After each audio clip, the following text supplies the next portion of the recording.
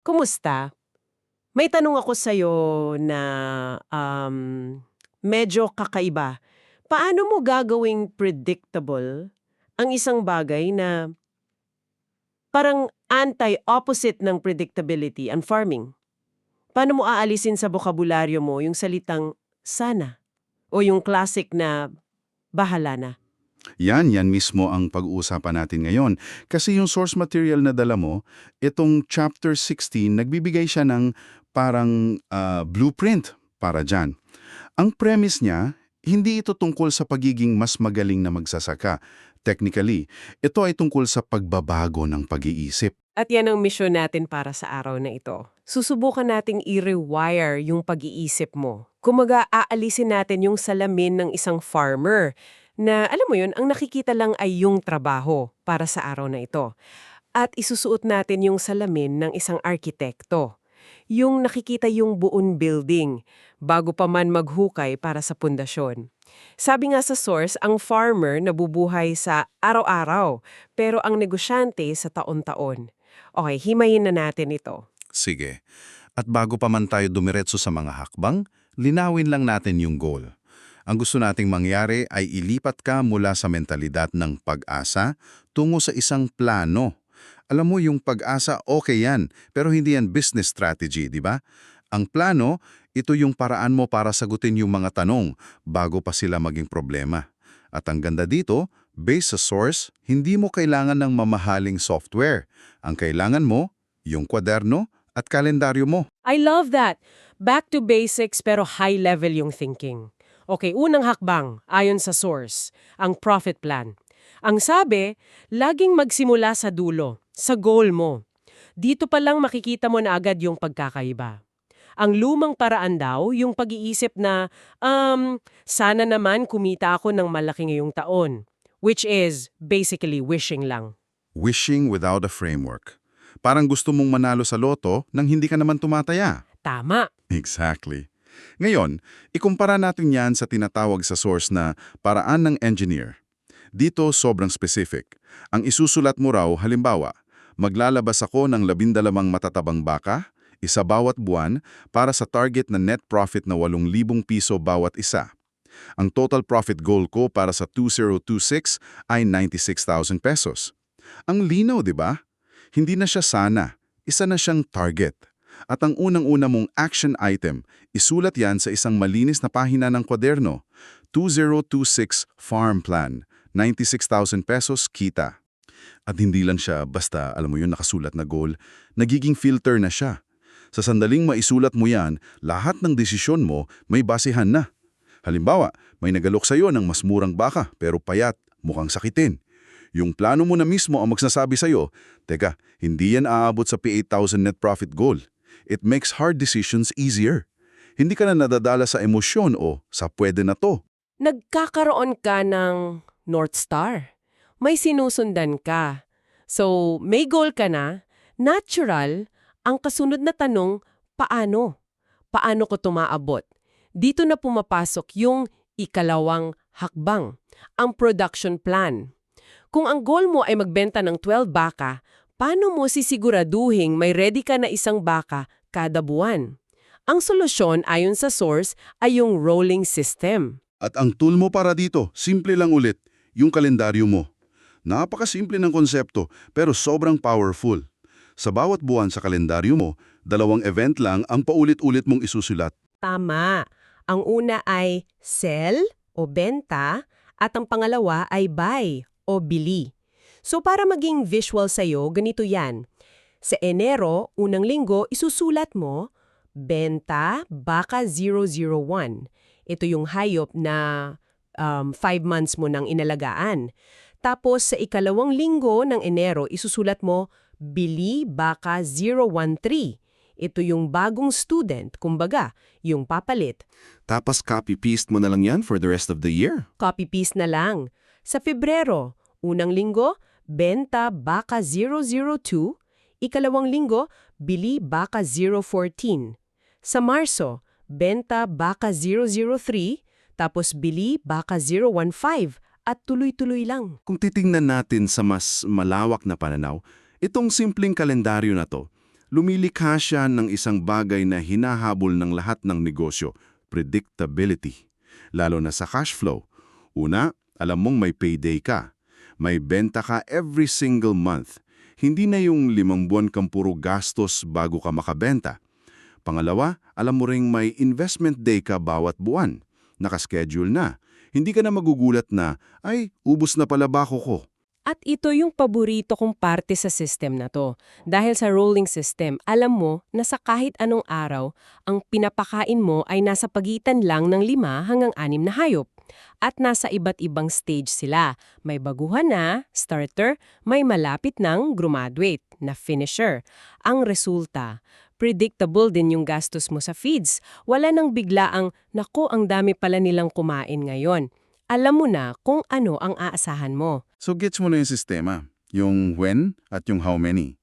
Pero alam nating dalawa na ang laging kasunod na tanong dyan ay, okay, that's great, pero magkano? Dito na natin pag-uusapan yung pera. Ito ang ikatlong hakbang, ang money plan. Dito ka na nagiging CFO, Chief Financial Officer ng sarili mong farm. Ang tanong na sinasagot nito ay, magkano ang perang kailangan kong ilabas at kailan ko ito kailangang ilabas? Ito raw yung paraan para hindi ka mahulog sa cash gap. Yun yung sitwasyon na may kikitain ka naman sana, pero naubusan ka ng panggastos bago pa dumating yung benta. Yan ang pumapatay sa maraming negosyo. So paano mo ito isusulat sa kwaderno mo, base sa source API? Anong itsura ng isang buwan? Okay, i-break down natin yung numbers. Bawat buwan, ganito raw ang magiging itsura ng budget mo. Unahin natin ang expected gastos. Number 1, pagbili ng bagong hayop, yung pang-replace. Isang baka, 20,000 pesos. Pangalawa, feeds. Dahil sa rolling system natin, may average kang 5.5 na baka. Kung kumakain sila ng 4 kilos kada araw, kailangan mo ng 660 kilos sa isang buwan. Sa presyong 15.58 kada kilo, doon sa source, ang total na gastos mo sa feeds ay 10,942. Teka, medyo optimistic yung 15.58 per kilo, no? Pero for the sake of the plan, sige, let's stick to the sources numbers. Actually, yung pagiging optimistic na yan mismo ang reason kung bakit kailangan mo ng ika-4 na hakban mamaya. Pero sige, tuloy. Oo, good point. Pangatlo sa gastos ay yung health and others, mga pampurga, bakuna, asin, inilaan sa source ang 1,000 pesos para dito. So kung isusuma mo lahat, ang total gastos kada buwan ay 31,942 pesos. Yan yung pera na kailangang laging handang lumabas. Siyempre, may papasok din. Dahil sa production plan, alam nating may isang baka kang ibebenta kada buwan sa presyong 42,000 pesos. Okay, so andito na tayo. Dito yung aha moment. May 42,000 pesos kang kita mula sa benta.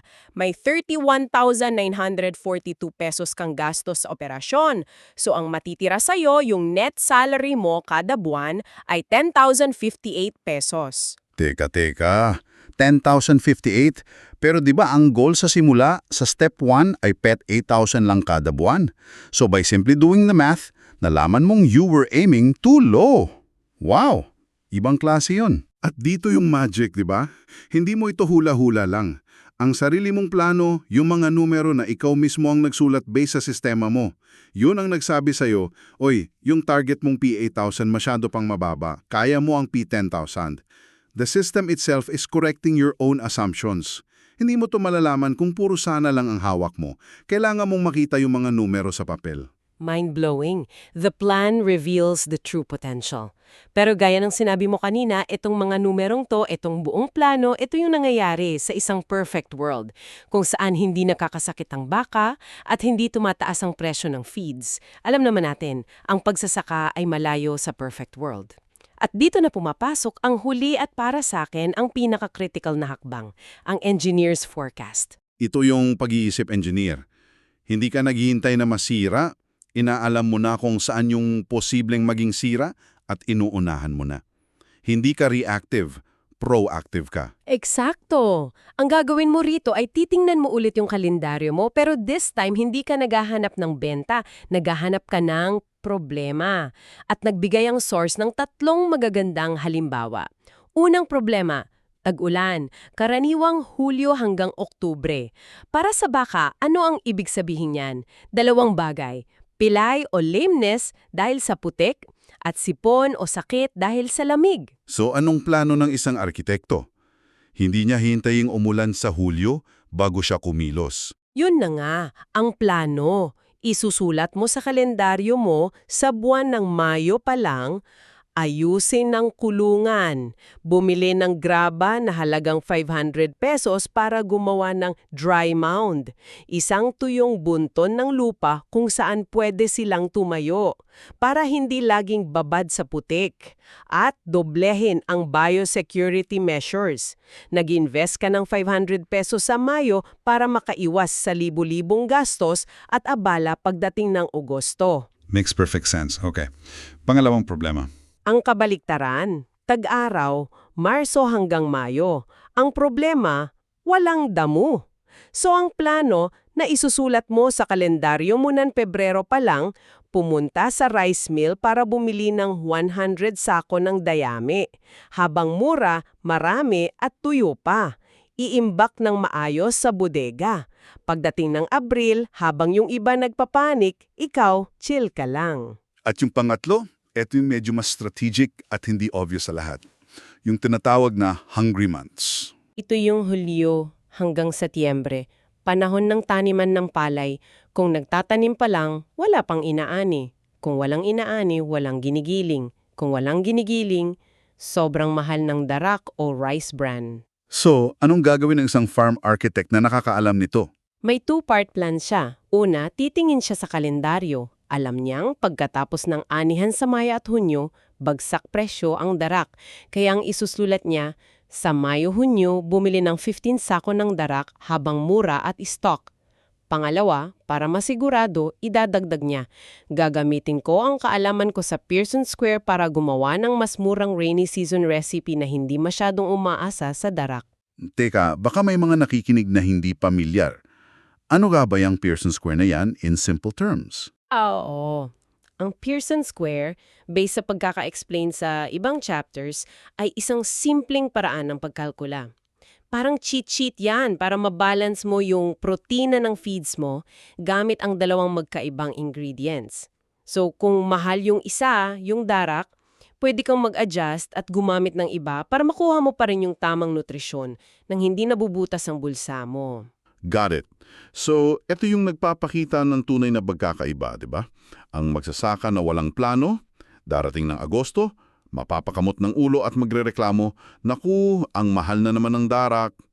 Yung negosyanteng may plano, kalmado lang. Eksakto! Ito yung pagkakaiba ng, naku, ang mahal ng darak versus, Tuesday na pala. Time to implement my anti-darak price hike plan. Yung isa, biktima ng sitwasyon. Yung isa, may kontrol. Kasi may sistema.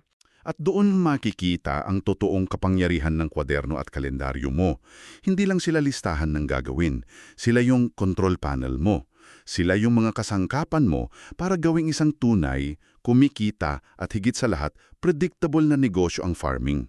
So, ano ang ibig sabihin ng lahat ng ito? Sa huli, ang pinakapangunahing aral na nakuha ko sa source na to ay simple lang.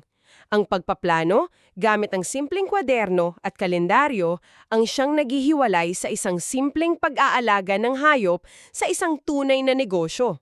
Ito yung tulay mula sa pagiging reactive tungo sa pagiging proactive. Ito yung paraan para ikaw ang magpatakbo ng farm mo at hindi ang farm mo ang nagpapatakbo sa'yo. At para iwanan ka ng isang muling kaisipan na pagniliayan, ang source ay nagtatapos sa isang napaka-powerful na pangungusap. Ngayon, handa ka ng magpalawak. Isipin mo, itong buong blueprint na pinag-uusapan natin, para lang to sa isang operasyon na may 12 baka. Isang maliit pero predictable na sistema. Isang makina na alam mo na kung paano gumagana at kung ano ang kaya niyang i-produce. Eksakto. Kaya ang tanong na iiwan namin sa iyo ay ito. Kung ang blueprint na ito ay para sa 12, ano kaya ang magiging itsura ng blueprint mo para sa 24, 50 o kahit 100 na baka? Anong mga bagong problema ang kailangan mong i-forecast? Saan ka kukuha ng 800 sako ng dayami, Imbes na 100 lang. Kakayanin pa ba ng isang tao lang ang trabaho? Ang paggawa ng blueprint ang unang hakbang. Ang pag-scale up ng blueprint yan, yun na ang susunod na kabanata ng negosyo mo.